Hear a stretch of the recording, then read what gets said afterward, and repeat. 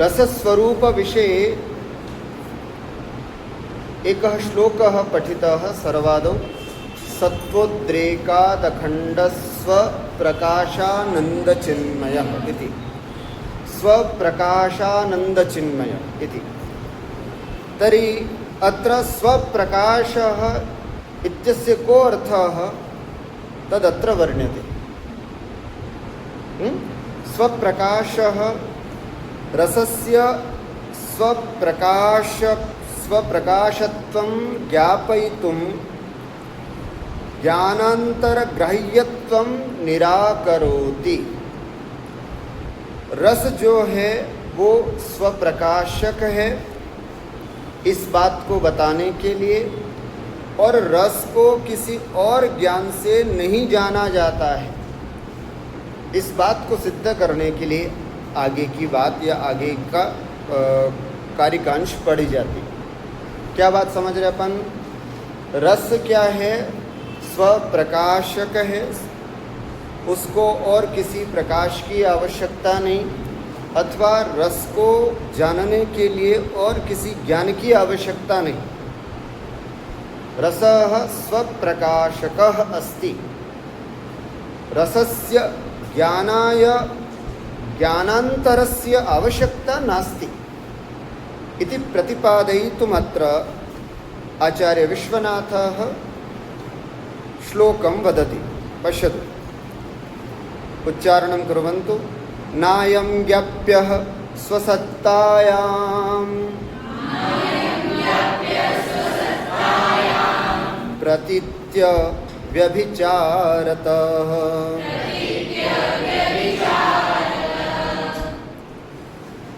नायं ज्ञाप्यः, अयं रसः न ज्ञाप्यः, रसः ज्ञाप्यः नास्ति। ज्ञाप्यः इति पदस्य को अर्थः? ज्ञानस्य विषयः ज्ञाप्यः। जो ज्ञान का विषय होता है उसे हम ज्ञाप्य कहते हैं।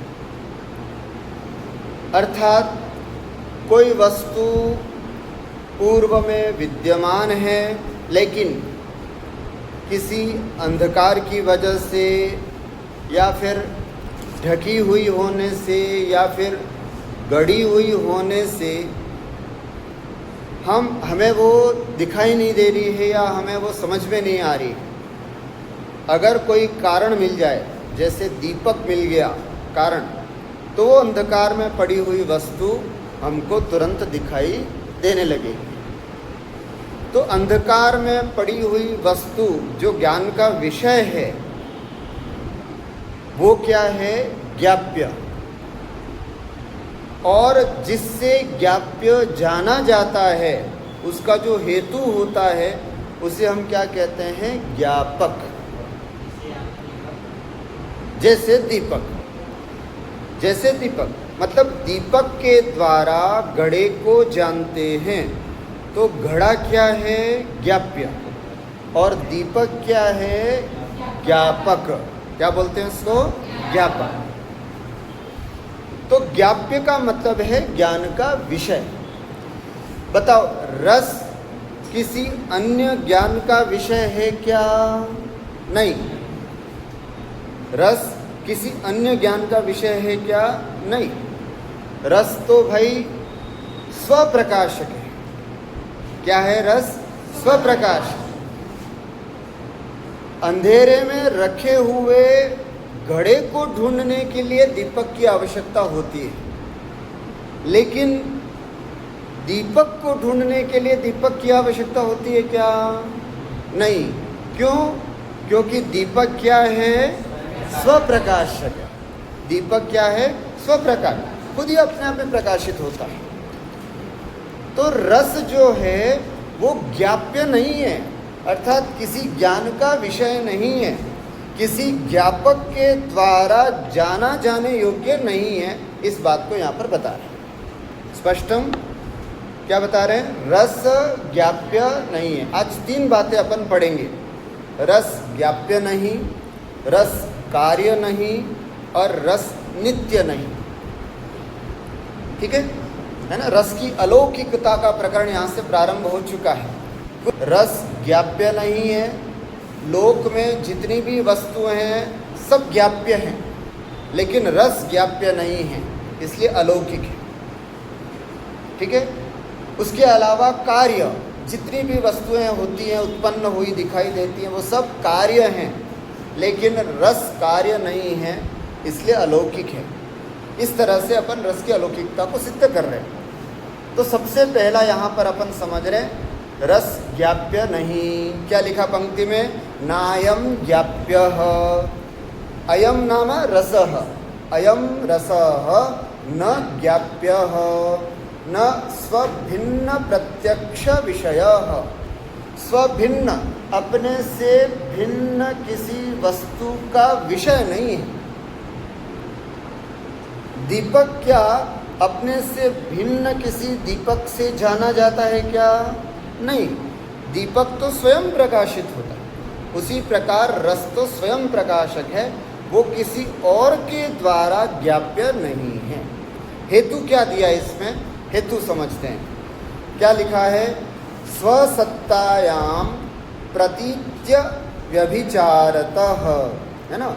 स्वसत्तायाम अर्थात अपनी सत्ता में, अपने होने में, है ना, अपनी सत्ता में, अपने होने में प्रतीत्य व्यभिचारतः, संधि विच्छेद करेंगे, प्रतीति अव्यभिचारतः, समास करेंगे, प्रतीतौ अव्यभिचारतः, प्रतीति में, प्रतीति में अर्थात ज्ञान में, अर्थात सभ्यानाम ज्ञाने, सहृदयानाम ज्ञाने, सहृदयों के ज्ञान में अव्यभिचारतः अर्थात व्यभिचारा भावात, बिना किसी व्यभिचार के होता है।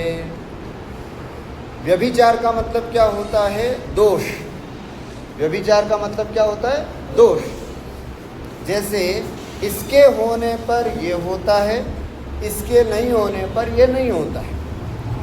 ये तो सिस्टम सही है, ये तो अदोषता है। लेकिन कई बार इसके होने पर ये होता है, ये नहीं भी होता है, इसके नहीं होने पर वो हो भी जाता है। इसको बोलते हैं व्यभिचार। क्या बोलते हैं इसको? व्यभिचार। लेकिन प्रतीत अयम रसः प्रतीतौ अव्यभिचारतः, प्रतीति में व्यभिचार न होने से, अर्थात व्यभिचारा भावात, किसी भी प्रकार का व्यभिचार नहीं है। तत्सत्वे तत्सत्वम, तदभावे तदभाव, उसके होने पर वो होता है, उसके नहीं होने पर नहीं होता। अर्थात साक्षात्कारम बिना असत्वात्। जब रस का साक्षात्कार हो रहा है, सहृदय जब उसका अनुभव कर रहा है, तभी वो रस होता है, और जब साक्षात्कार नहीं करता है तो वो रस नहीं होता है। अगर साक्षात्कार करते समय रस नहीं होता, या साक्षात्कार नहीं करते समय भी रस होता, तो ये कहलाता व्यभिचार। ये क्या कहलाता? व्यभिचार। लेकिन ऐसा नहीं है, व्यभिचार की अवस्था नहीं है, दोष की अवस्था नहीं है। अर्थात साक्षात्कार होने पर रस होता है, साक्षात्कार न होने पर रस नहीं होता है। कहने का तात्पर्य है कि रस केवल मात्र साक्षात्कार दशा में ही उत्पन्न होता है। जब साक्षात्कार नहीं तो रस नहीं, और जब रस नहीं तो साक्षात्कार नहीं। बिना किसी व्यभिचार के, प्रतीति में व्यभिचार बिल्कुल नहीं है, इसलिए नायम ज्ञाप्यः, यह ज्ञाप्य नहीं है। जो ज्ञाप्य होते हैं उनकी बड़ी विचित्र स्थिति होती है। वो होते हैं तब भी नहीं दिखा देते। जैसे घट है लेकिन अंधेरे में पड़ा हुआ है, आपको दिखाई देगा क्या? नहीं दिखाई देगा। तो रस ज्ञाप्य है, अब एक ज्ञापक दीपक को लाएंगे तब आपको वो घट दिखाई देता है। ठीक है, तो इसका मतलब घट क्या है? ज्ञाप्य है, ज्ञान का विषय है, अर्थात किसी के प्रकाशित किए जाने पर ही वो प्रकाशित होता है। लेकिन रस ऐसा नहीं है। रस प्रकाशित होने में किसी के आलंबन का मोहताज नहीं है। क्यों? क्योंकि स्वप्रकाशक है। रस क्या है? स्वप्रकाशक। देखिए नीचे वृत्ति में और स्पष्ट किया है, क्या लिखा है देखो, यो ही ज्ञाप, बोलिए, यो ही ज्ञाप्यो घटादि ही स सन्नपि कदाचित् अज्ञातो भवति न हि अयं तथा प्रतीतिमन्तरेणा भावात्। यो ही ज्ञाप्यो, बता रहे हैं, यो माने जो, ज्ञाप्य, ज्ञाप्य होता है जैसे घट, घटादि, वो ज्ञाप्य है। यो ही घटा ज्ञाप्यो घटादि सह, उस घड़े के साथ क्या होता है? कदाचित् सन्नपि अज्ञातो भवति, वो होता हुआ भी हम उसको जान नहीं पाते, है ना। कई बार घट होता है लेकिन अंधकार की वजह से, लाइट चली जाने की वजह से, है ना, या फिर कहीं किसी के पीछे आ जाने की वजह से, कई कारण हो सकते हैं। तो कदाचित सन्नपि, होते हुए भी, अज्ञातो भवति, अज्ञात होता है, हम उसको जान नहीं पाते। न ही अयम तथा, लेकिन अयम माने रसः, अयम रसः तथा न, लेकिन यह रस वैसा नहीं, रस के साथ ऐसी दशा नहीं है।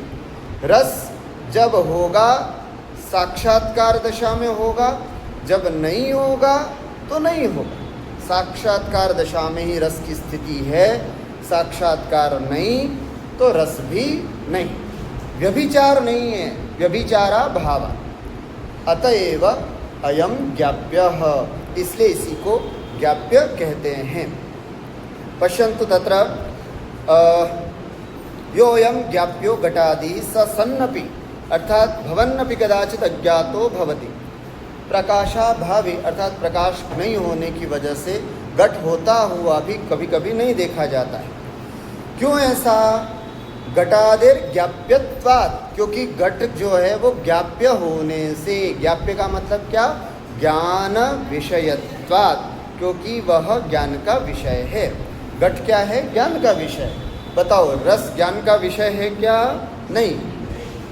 ज्ञान का, ज्ञाप्य का मतलब है ज्ञान का विषय। रस ज्ञाप्य है क्या? नहीं। रस ज्ञान का विषय है क्या? नहीं। ऐसे इस तरह से समझना। अंधकारादिना तस्य ज्ञानाभावेपि तस्य सत्तायां न व्यभिचारः, अंधकार आदि के द्वारा तस्य ज्ञानाभावेपि, उसके ज्ञान के अभाव में, तस्य सत्तायाम, उसके होने के बावजूद भी, है ना, न व्यभिचारः, है ना, वहाँ पर व्यभिचार नहीं होता। रसस्तु न तथा, किंतु रस वैसा नहीं है। प्रतीतिम अंतरेण, अर्थात ज्ञानम विना, अभावात् साक्षात्कारेव तस्य रसत्वम, अर्थात साक्षात्कार की दशा में ही तस्य रसत्वम, उसका रस होना सिद्ध होता है।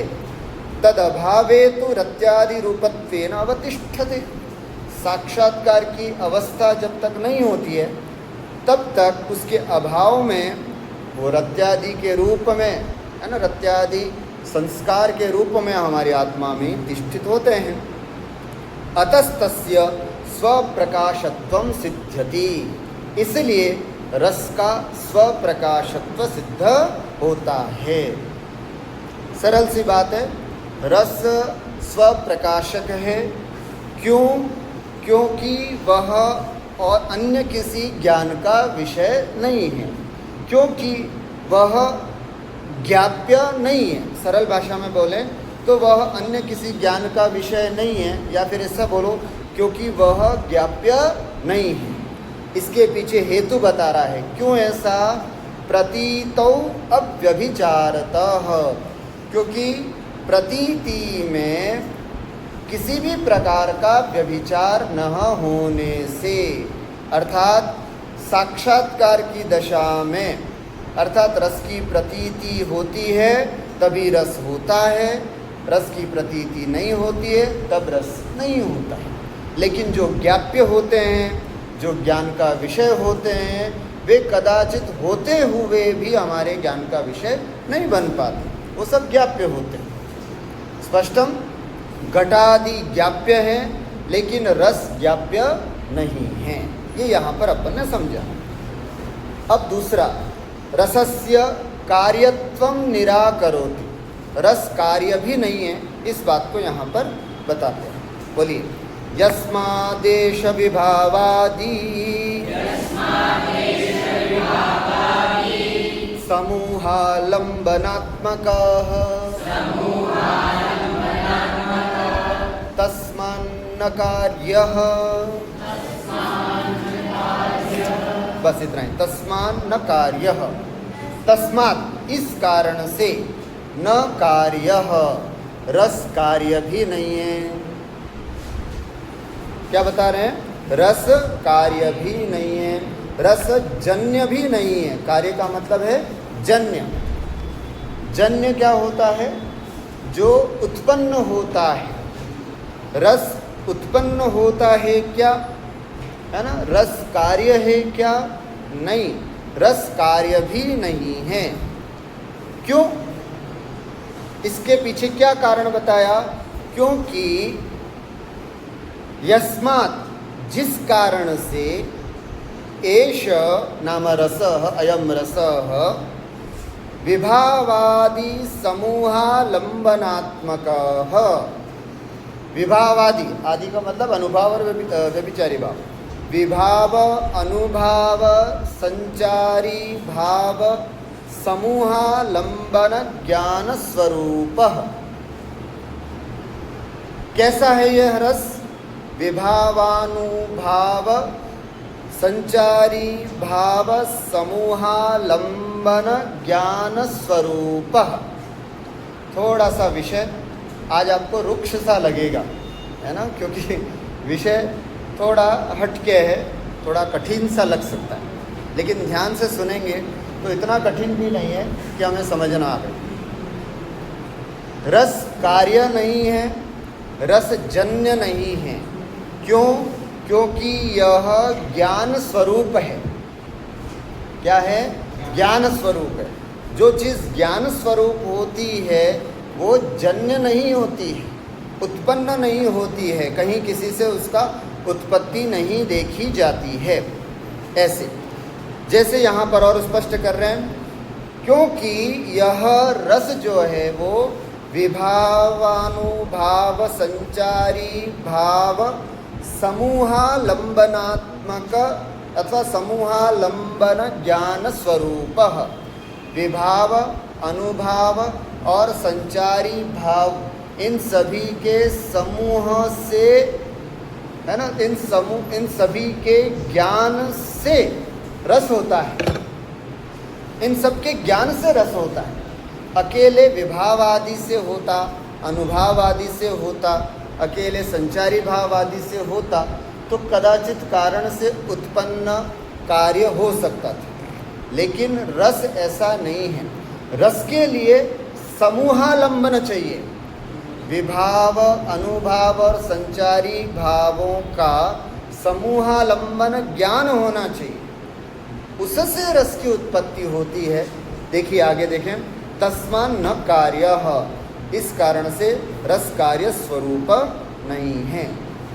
अर्थात विभावादि ज्ञान जन्यो न, विभावादि ज्ञान से उत्पन्न नहीं है, है ना। विभाव के ज्ञान से, अनुभाव के ज्ञान से अथवा संचारी भाव के ज्ञान से उत्पन्न होने वाला रस नहीं है, बल्कि विभावानुभाव संचारी भाव समूहालंबन ज्ञान स्वरूप। समझ में आया? अर्थात विभाव, अनुभाव और व्यभिचारी भाव का समूह का जो आलम्बन है, उसका जो ज्ञान है वही रस है। अगर रस कार्य होता, समझना, तो उसका कारण कौन होता?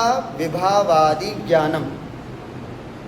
या विभाव के ज्ञान से रस उत्पन्न हुआ, रस कार्य। लेकिन विभाव के ज्ञान से रस उत्पन्न नहीं होता, बल्कि विभावानुभाव संचारी भाव समूहालंबन ज्ञान स्वरूप रस।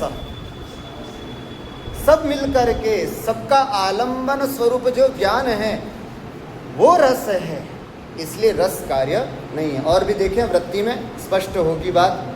यदि रस कार्य और ज्ञाप्य में क्या अंतर है, उस बात को प्रश्न किया है तो समझें। ज्ञाप्य का मतलब है जो पहले से विद्यमान वस्तु है और ज्ञान का विषय है, उसे हम क्या बोलते हैं? ज्ञाप्य। और जो पहले से विद्यमान नहीं है, उत्पन्न होगी और ज्ञान का विषय होगा, उसे हम क्या कहते हैं? कार्य। ठीक है। दो प्रकार के घट होते हैं। एक घट जो अंधकार में पहले से विद्यमान है, लेकिन हम सबको दिखाई नहीं दे रहा, पर पहले से विद्यमान है, वो घट क्या है? ज्ञाप्य। और कुम्हार के द्वारा जो घट उत्पन्न किया जाता है, वो घट क्या है? कार्य है। वो घट क्या है? कार्य। ज्ञाप्य को जानने के लिए हेतु क्या है? ज्ञापक। किसी भी ज्ञाप्य को जानने के लिए हेतु क्या होता है? ज्ञापक। अर्थात अंधकार में रखे हुए घट को जानने के लिए क्या चाहिए आपको? दीपक। तो वहाँ ज्ञापक कौन है? दीपक। और जो घट कार्य है, उसका हेतु, उसके हेतु को क्या बोलते हैं? कारक। उसके हेतु का क्या बोलते हैं? कारक। तो कार्य का कारक, कार्य को उत्पन्न करने वाला जो कारण है, कारक भी बोलते हैं उसको, वो कारक कौन होता है? कुम्हार, दंड, चक्र आदि, ये सब कारक कहलाते। तो पूर्व में विद्यमान वस्तु जो ज्ञान का विषय है वो ज्ञाप्य, अविद्यमान वस्तु प्राग अभाव जिसका अभी अभाव है और वो जो ज्ञान का विषय बनता है वो कार्य कहलाता है। तो रस पहले से विद्यमान हो और हमने किसी से जाना हो, ज्ञान का विषय बनाया हो, ऐसी भी बात नहीं है। रस ज्ञाप्य भी नहीं है और रस कार्य भी नहीं है। रस किसी से उत्पन्न हुआ हो, ऐसी बात भी नहीं है। क्यों? क्योंकि रस जो है वो ज्ञान स्वरूप है अपने आप, है ना। कैसा ज्ञान स्वरूप है? आपको ये पंक्ति याद रखनी पड़ेगी। विभावानुभाव संचारी भाव समूहालंबन ज्ञान स्वरूप, ऐसा यह रस है। देखिए वृत्ति में, यदि रसः कार्यः नाम जन्यः स्यात्। अब वृत्ति में देखना, यदि रसः कार्यः अर्थात जन्यः स्यात् तदा विभावादि ज्ञान कारणक एव स्यात्। तो उसका कारण कौन होगा? विभावादि ज्ञान, है ना। विभावादि ज्ञान कारणकः, ये बहुब्रीहि समास है। कैसे बोलेंगे? विभावादि ज्ञानम कारणम यस्य सह विभावादि ज्ञान कारणकः। अर्थात विभावादि ज्ञान है कारण जिसके, ऐसा होता। अर्थात अगर रस कार्य होता तो उसका कारण कौन होता? विभावादि ज्ञान। विभावादि का ज्ञान ही उसका कारण होता। क्यों ऐसा? क्योंकि ततश्च रस प्रतीति काले विभावादयो न प्रतीयेरन्। क्योंकि ततश्च कारण से रस प्रतीति काले अर्थात रस ज्ञान समये विभावादयः अर्थात विभावानुभाव संचारिणः न प्रतीयेरन, प्रतीति विषयाः न स्युः, अर्थात प्रतीति के विषय नहीं होते। अर्थात विभावादि ज्ञान के बाद ही रस की निष्पत्ति होती है। अर्थात रस प्रतीति काले विभावादयो न प्रतीयेरन, अर्थात जब विभावादि का ज्ञान हो तब रस प्रतीति नहीं होनी चाहिए थी, लेकिन ऐसा नहीं है। विभावादि मतलब रस की प्रतीति काल में भी विभावादि की प्रतीति होती है ना। रस की प्रतीति में भी, अर्थात जब रसानुभूति होती है तब विभावादि की भी प्रतीति होती है। और कभी भी ऐसा नहीं देखा जाता है कि कारण का ज्ञान और कार्य का ज्ञान दोनों एक समय में हो, ऐसा कभी भी नहीं देखा जाता। कारण का ज्ञान मतलब विभावादि का ज्ञान और कार्य का ज्ञान मतलब रस की अनुभूति, ये दोनों एक साथ कभी भी नहीं होती है। लेकिन ये देखा जाता है कि अगर रस प्रतीति काल में विभावादि की प्रतीति भी होती है, तो ये कैसे हो सकता है? कारण का ज्ञान और कार्य का ज्ञान ये दोनों एक समय में कैसे हो सकते हैं? ये तो कभी हो ही नहीं सकते।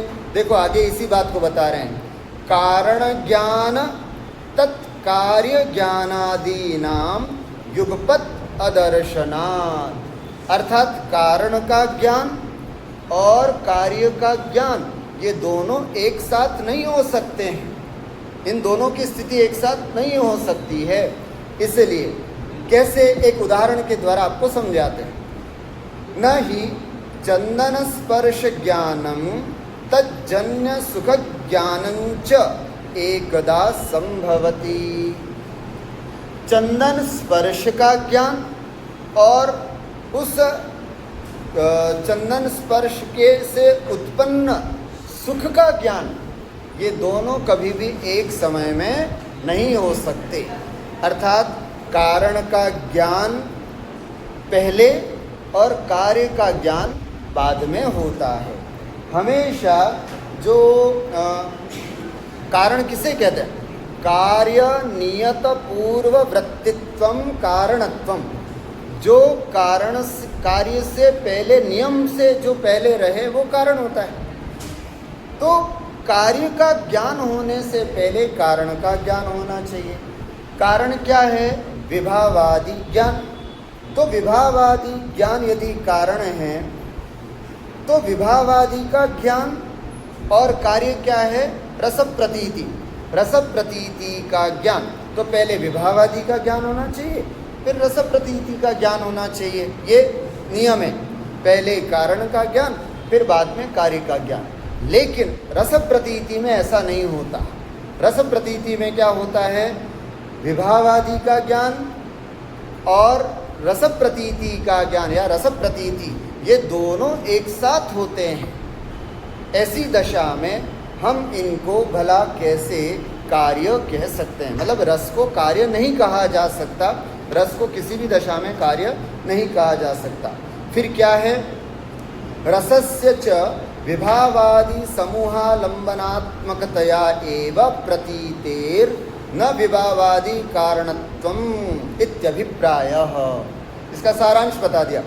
रसस्य च, और रस के विभावादि समूहालंबनात्मकतया एव प्रतीते, क्योंकि रस जो है वो विभावादि समूहालंबनात्मकतया एव, इसके समूहालंबनता के द्वारा ही प्रतीति होने से न विभावादि ज्ञान कारणत्वम, इसलिए विभावादि कारणत्व इसका ज्ञान, मतलब इसका विभावादि ज्ञान जो है वो इसका कारण नहीं है।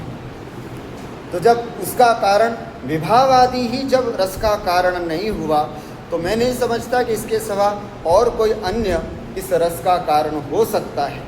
और जब कारण ही नहीं तो कार्य भी नहीं, अतः रस कार्य नहीं होता है, ऐसा समझना चाहिए। तीसरी बात और है, बोलिए। नो नित्यः पूर्व संवेद, नो नित्यः, बोलिए,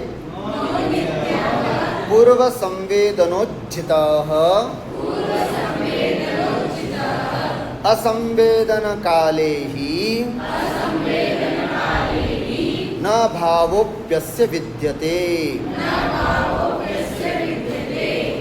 अब क्या प्रश्न आया कि रस जो है वो नित्य है या नहीं। तो रस बताइए, रस को क्या माना इन्होंने? रस नित्य नहीं है। रस को नित्य भी नहीं माना जा सकता। क्यों? क्या लिखा? नो नित्यः, रस नित्य नहीं है। किस कारण से? पूर्व संवेदनोज्झितः, क्योंकि पूर्व में अर्थात विभावादि ज्ञान के पहले उसका संवेदन नहीं होता है ना। नित्य कौन सी वस्तु होती है? जो पहले भी थी, अभी भी है और आगे भी रहेगी, वो वस्तु होती है नित्य। बताओ, रस विभावादि ज्ञान के पहले हो सकता है क्या? नहीं हो सकता। इसका मतलब रस नहीं है। तो पूर्व संवेदनोज्झितः है ना, पूर्व संवेदनोज्झितः, पूर्व संवेदनात् उज्झितः नाम रहितः त्यक्तः, अर्थात पूर्व संवेदन विभावादि ज्ञान पहले न होने से या उनके न होने पर रस नहीं हो पाता है, तो वो नित्य कैसे हुआ? इसलिए पूर्व संवेदनोज्झितः अर्थात विभावादि ज्ञानात् पूर्व ज्ञानम न भवति अतः नो नित्यः, अर्थात वह नित्य भी नहीं है। क्यों ऐसा? तो कहते हैं असंवेदन काले ही न भावोप्यस्य विद्यते। असंवेदन काले अर्थात जब रस का आस्वादन करते, रस का आस्वादन नहीं कर रहे हम, असंवेदन काले अर्थात रस का संवेदन नहीं कर रहे हैं, ऐसी स्थिति में अस्य भावो न विद्यते, रस का सद्भाव नहीं होता है। मतलब जब रस का संवेदन करते हैं तब रस होता है, जब रस का संवेदन नहीं करते हैं तब रस नहीं होता है। तो जो चीज़ कभी होती है और कभी नहीं होती है, भला वो वस्तु नित्य कैसे हो सकती है? इसलिए रस नित्य भी नहीं है। न खलु नित्य वस्तुनः असंवेदन काले असंभव। नित्य वस्तुनः, नित्य वस्तु का असंवेदन काले असंभव न, जो नित्य वस्तु होती है वो असंवेदन काल में असंभव नहीं हो सकती है। लेकिन रस तो है वो नित्य नहीं है, क्योंकि असंवेदन काल में उसकी स्थिति या उसका सद्भाव नहीं होता है। नित्य वस्तु वही होती है जो पहले भी थी, अभी भी है और आगे भी रहेगी।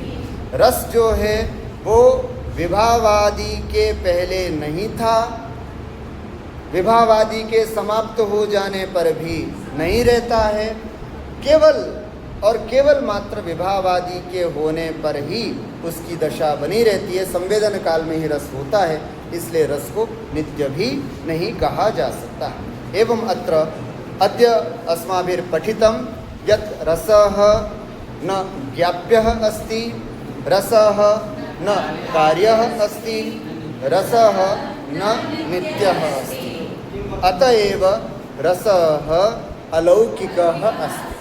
यतो हि ये लौकिकाः भवन्ति अथवा लौकिक पदार्थाः भवन्ति, तेव ज्ञाप्याः भवन्ति, तेव कार्यरूपाः भवन्ति, तेव नित्यानित्यरूपाः भवन्ति।